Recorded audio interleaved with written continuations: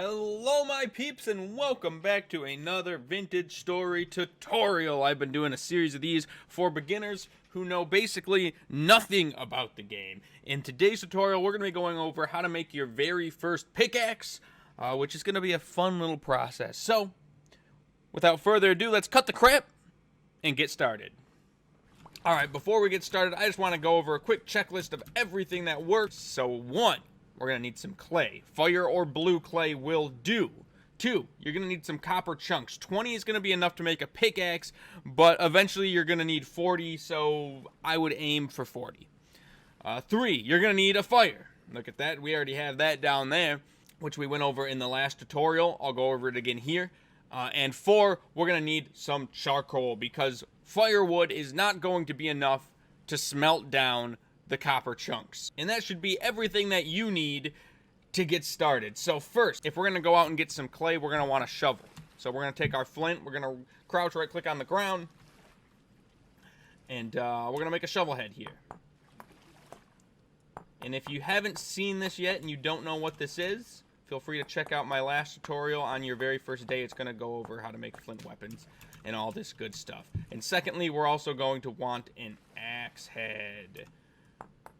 Because yes, we are going to have to be chopping down some trees. And third, we're going to want a knife. Now, I already have a fire, but if you don't have a fire, you're going to want this knife blade. Alright, now that we have all those things, take your sticks. If you don't have any, very easy to find. Turn it into a knife. Turn it into an axe, and turn it into a shovel. And there we go. We got ourselves some flint weapons, and I'm gonna make this second knife just for good measure. And now let's go out and let's find some blue clay. All right, so we got some blue clay right here. This is what it looks like. Kind of chalky looking. Pretty common to find out in the wild. If you just wander around enough, you'll definitely find some blue or red clay. So guys, little fun fact here. I'm actually recording this later in the video because I just found out about it. But if you're looking for blue or fire clay and you're having a hard time finding any, you can actually see it on the mini-map. You can see I marked it here. Here's some blue clay. And I saw that this was a little bit red tinted, so I came over here, and sure enough, it is fire clay. So if it's got a little bit of a red tint to it, it's fire clay. If it's got, that looks like fire, that's probably blue clay.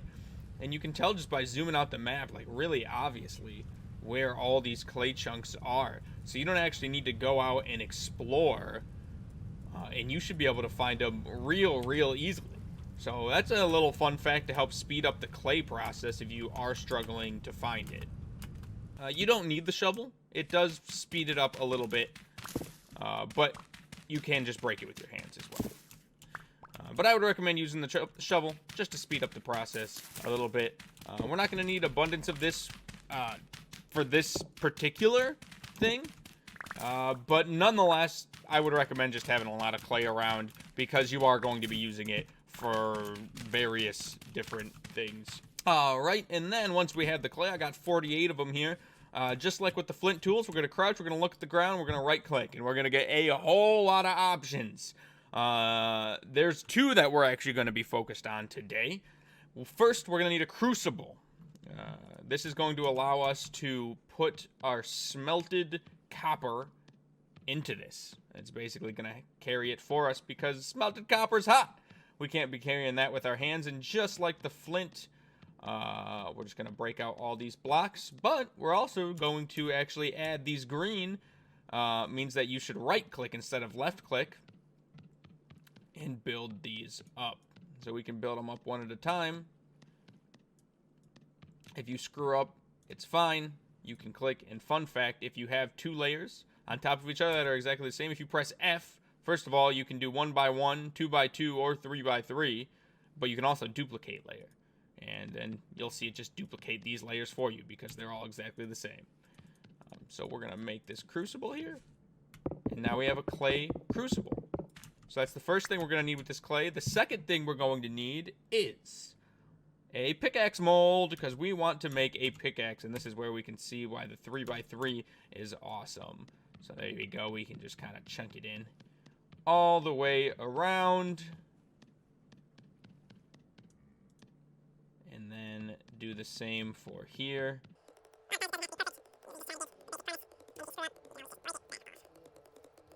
And voila, we have a pickaxe mold. So the next thing we're going to want to do is we're going to want to go and throw these bad boys in a fire. Alright, so for those of you who don't know how to make a fire, we're going to have to take that axe we made earlier, and we're going to want to chop down a tree. So, we're going to chop down this maple log here. Once you have the maple logs, drag those into your crafting bench here, and then drag the flint axe on top of it, and make some firewood out of that. Put that in your inventory. The next thing we're going to need is to take that knife we made earlier, and just kind of chip away at some of these grass to get some dry grass. Then we're going to head back to wherever we want to make the fire. I'm going to head back to the hut right over here real quick. Alright, so we're going to right-click on the ground over here to make a fire pit in construction. Then we're going to take the firewood. And voila, we're going to have that. And then we need to make a fire starter, which we need sticks, 2 sticks, and dry grass, just like that, to make a fire starter. And we'll be able to start this bad boy up. Now, if you have a torch, you can also just right-click the fire with the torch, and it'll act as a fire starter, essentially. So that's a fun little fact. So now that we have this fire all started and good to go, we're going to take our pickaxe mold, we're going to put it in the fire, and it's going to heat up. And I got a second fire right over here. So we're going to throw some firewood in there. Start it up. There we go. And throw the crucible in that one. And now we play the waiting game. It shouldn't take too long. And those clay molds in crucible are going to harden. So we're actually going to be able to use them properly. Look at the wind kind of blowing the smoke against that wall. Absolutely beautiful as the night begins. Alright, and those guys should be done. We got a fired crucible. Put that. We've got a fired pickaxe mold. And so, I really should just get rid of this grass in the house. We're just going to take that, crouch, put them both on the ground. Save them for later because now comes the fun part. But with it being nighttime, I'm just going to wait for morning. And we are back. The sun is rising. It's a beautiful morning. Now, the next thing that we're going to need is some charcoal. And you don't have to do it in this order, but I would recommend doing the charcoal first because we're also going to need copper.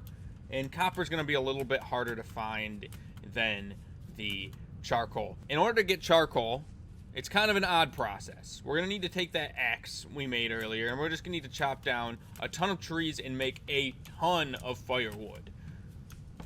In fact, we're going to need 9 stacks of firewood. So 9 stacks of 32 firewood in order to make as much charcoal as we absolutely can is what I'm going to recommend. Quick little note, I've only got 3 stacks so far and my axe is pretty much dead. So just keep in mind you're going to need probably 2 or 3 axes in order to get enough firewood to actually accomplish this. Okay, so we have 10 stacks of firewood here. Went a little bit overkill. We only need 9 stacks. But I did, in fact, make 10. So now, what are we doing with this firewood, you may ask? We're going to turn this firewood into charcoal. And it is an interesting process that you would never freaking expect to do on your own. So we're going to take that shovel from earlier. We don't need it necessarily, but again, it's going to speed things up. And we're just going to create a little hole in the ground that is 3 by 3. Got it? And we're going to start taking our firewood. I'm going to put it down here for easy access. And we are going to fill this hole with firewood. Now, if you control and right click, you can place them one at a time. If you control shift and right click, boom, you're going to do stacks of 4. So we're going to want to fill this all the way up. Get out of here.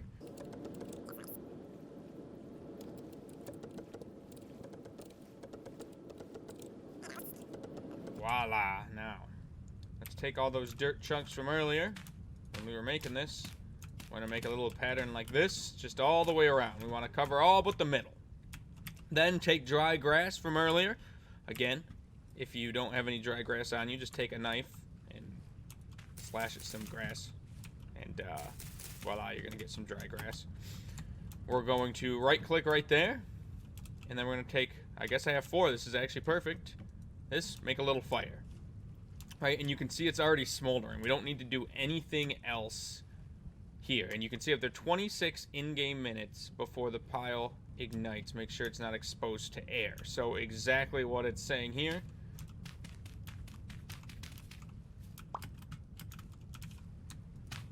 Vaboom. So, I usually like to do this. That's what we need to do. And now we wait 18 in-game hours. And when we come back, all that firewood is going to be charcoal underneath the earth. And you'll be able to tell that it's done because this kind of black smoke that's pillowing out of the top, it'll be gone. And so that's how you know to break it. Get in there and get some charcoal. So while that's doing that, now is the perfect time to tell you the last thing you're going to need, which is copper. And this is definitely going to be the hardest thing to get right out of the gate. So if you thought of charcoal, getting that charcoal was a lot of work, the copper is going to be a little bit more than that, because we don't know where any copper is in the world. It's not just out here in the trees like the wood was. We need to go out into the world and we need to find copper bits that are on the ground. And we're going to need 20 of those, like I said, to make a pickaxe. But really, we're going to need 40 because we're going to want a hammer in order to use the pickaxe effectively. So, let's go out. Let's find some copper chunks, and I'm going to kind of give you the rundown of the procedure here. Alright, so here we are. We found some copper chunks, and they look like this. They're just sparkly little copper bits hanging out on the ground here. So, a couple things. We're going to need to break these. We can break them with our hands to get these little native copper bits. Again, 40 of these. 40 of these is the ideal amount. So we're going to break all those, and then also, I've already done it, but make sure that you mark this area on the map, because, let me see if every time I try to do this, it doesn't work out. Yeah. Under the ground here, you can't see it because it's a few down, but there's going to be copper bits, or chunks of copper ore down here that we will be able to come back with our pickaxe later and mine up to get a lot more of these than just what's on the surface. So make sure you mark this on your map, because seeing these chunks on the surface is just telling us that under the earth there is some copper that we're going to be able to mine later. So let's go out. We got 5 of these, and we're going to find some more. Alright, everybody, as you can see, I'm still out here. It's been pretty much all day. The moon has risen, and I only have 14 out of the 40 chunks. So this is a bit of a process. But I'm just going to hang out here for the night. We're at the top of a beautiful mountainscape, and we're just going to let the night flow by, and in the morning we'll start looking again.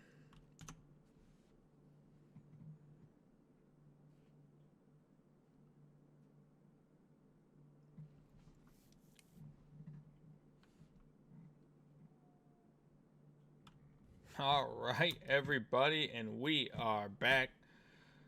The sun is high in the sky, and we are ready to do some more exploring.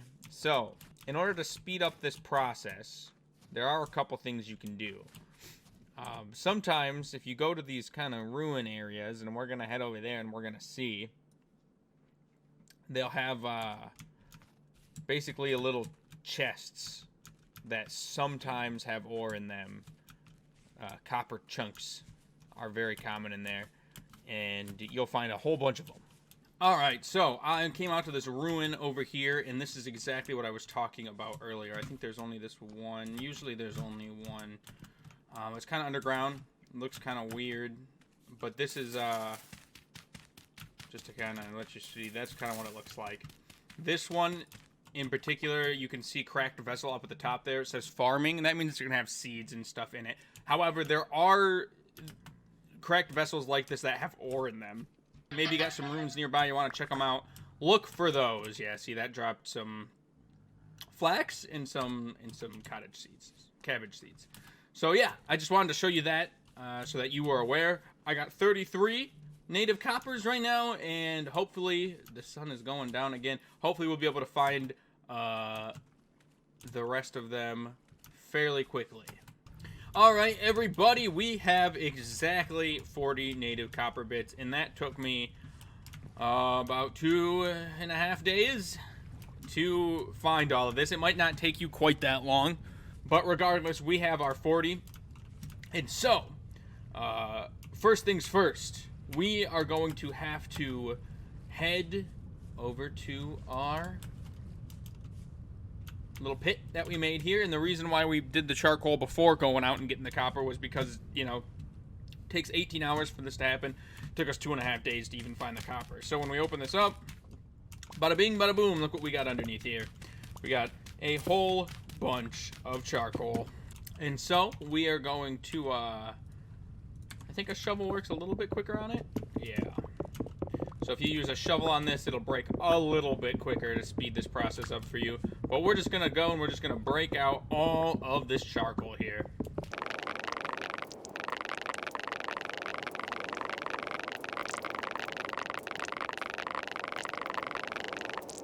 All right, everybody, so we got our charcoal here.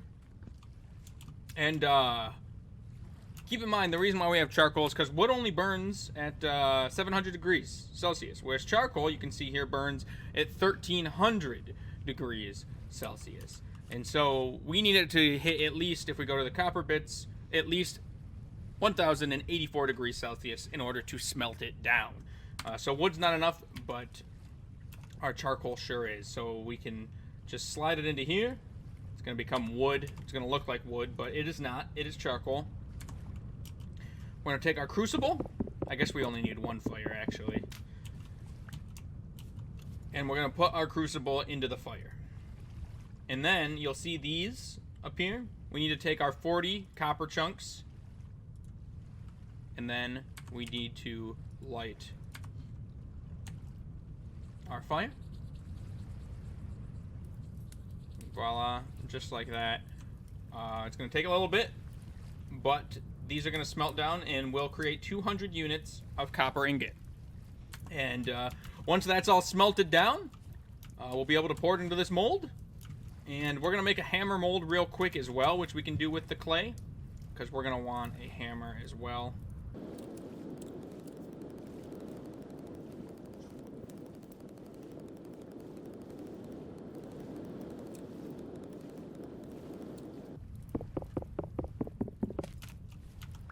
Once your hammer mold's created, don't forget to put it in the fire. I got a second one here, so I'm going to throw it in here. And of course, we could have made the hammer mold earlier. We could make it at any time. I just had kind of forgotten until just now. And now we just play the waiting game. And this is, let's see. Oh yeah, see, it's starting to heat up a little bit, so it should be done any minute now. The more copper you have in here, the longer it does take to smelt. So if you had 4 full stacks of copper, it's going to take a heck of a lot longer. So just keep that in mind.